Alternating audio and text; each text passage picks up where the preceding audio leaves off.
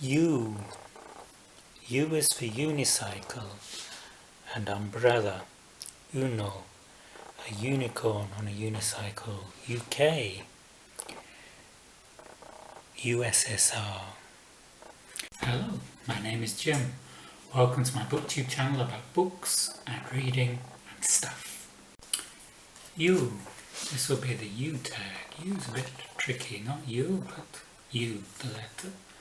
U is for umbrella. And unicycle. A unicorn on a unicycle. U is for unicorn. What's your favourite fantasy animal? And we have an umpire with an umbrella. USSR. Georgia. I'm living. Tbilisi was in the USSR. This is what it looked like at the time. This is Lenin Square with Lenin on his pedestal. Now this is Liberty Square, Tavis Plebis Moidani, and we got a new pedestal with St. George. And Uno. And Umbrellas by Renoir. More of this later.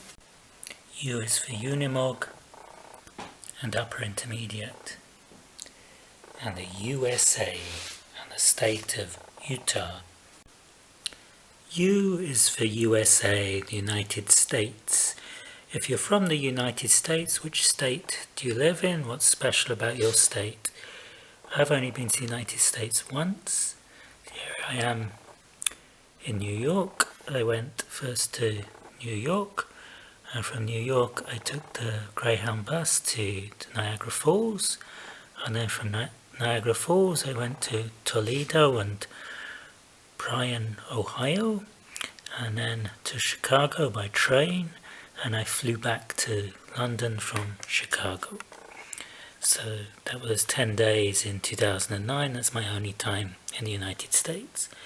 If you're not from the United States, have you visited? Do you have a favourite state? U is for USSR and USA. Do you have a favourite book about the Cold War? When I was born, the best-selling book on the New York Times bestsellers list was The Spy Who Came In From the Cold by John le Carré, but to my shame I haven't read it. This is a Chaika. It was a very luxurious Russian car, and this model, if we look on the base, we can see Stelano v SSSR, made in USSR. Apart from the USA and the UK, there are some countries which begin with U on the globe. We have Uruguay, we have the United Arab Emirates. In the former USSR we have Uzbekistan and Ukraine. There's Upper Volta, which is now Burkina Faso. Have you read any books connected to any of these countries? Gogol was from Ukraine. I read Gogol's Dead Souls. I really liked that. And also with Ukraine, I read A Short History of Tractors in Ukrainian by Marina Levishka, about a British-Ukrainian family where the father, who's 84, is interested in this gold digger Valentina, who's fresh from the Ukraine, and she's 35, and the father's two daughters are not happy about this, and it's a comic tale. It brings up a lot of the past family feuds, and it's about a story of an immigrant's life in the UK. U is for underwater. This was a prompt suggested by Jerry at Drawn to Stories. I'll link to his channel below. What's your favourite book set underwater? As a child I read Jules Verne, 20,000 Leagues Under the Sea, and this sparked my imagination about the undersea world. There's been other books like The Hunt for Red October by Tom Clancy, but I think my favourite is still 20,000 Leagues Under the Sea. U is for umbrellas. Before Impressionism, hardly anyone had taken any interest in the inherent beauty of life in the city. U is for urban. In the umbrellas, Renoir used subtle shades of blue and grey and brown, adding emphasis with brightly glowing colours. The main characters are these children with big hats and this milliner carrying the empty hat box. The charm of the picture is in the beauty of the people's faces and poses, and especially the milliner, who's looking directly at the spectator with the stature and dignity of an ancient goddess. U is for umbrella. What's a good book for a rainy day?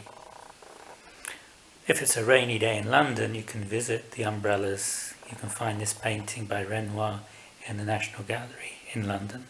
U is for urban fantasy. Urban fantasy is popular on some corners of Booktube.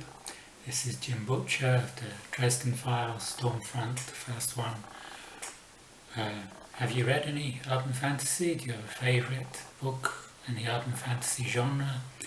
This is fantasy just in an urban setting, in a city setting. It could be contemporary, it could be Victorian, it could be even on another world. Often there's a protagonist who might be like a detective or something who's got powers of the supernatural, or in Ninth House there was Alex who could see ghosts, or greys as she called them. The Ninth House I read in April. It was set at Yale University and around New Haven, Connecticut, and it was a fascinating tale. I quite enjoyed it. This was books like American Gods by Neil Gaiman, about these Norse gods that are slumming around America. I didn't find that one so good, but each to their own. U is for Ulysses. For many, Ulysses means James Joyce. For others, it means Homer, Ulysses being the Roman or Latin version of the Odyssey. But for me, Ulysses is HMS Ulysses, the first novel by Alistair MacLean.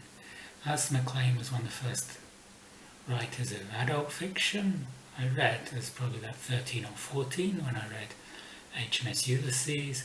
It's set in the Second World War. It's about this cruiser on the Murmansk convoys and the troubles the crew goes through with the weather, with the German warships, with the U-boats, and it's a fascinating tale of grit and determination at sea. For you, what does Ulysses mean in your reading? U is for unread. What percentage of the books on your shelves are unread? I've read probably most of these. Tom Sawyer I've read, George R.R. Martin I've read, Naomi Klein, no logo I said I read, but I didn't actually finish it. Blood, Sweat and Tears. Guidebooks I haven't read, not from cover to cover, but most of the fiction I'd say I've read about 75%. So that was the U tag. If you like this video, you can like and subscribe below. Filming in a small flat with 3 adults, 3 children and a dog can be tricky. Here's an outtake from earlier, USSR. And this is what Tbilisi looked. I didn't know, sorry. That's Anna.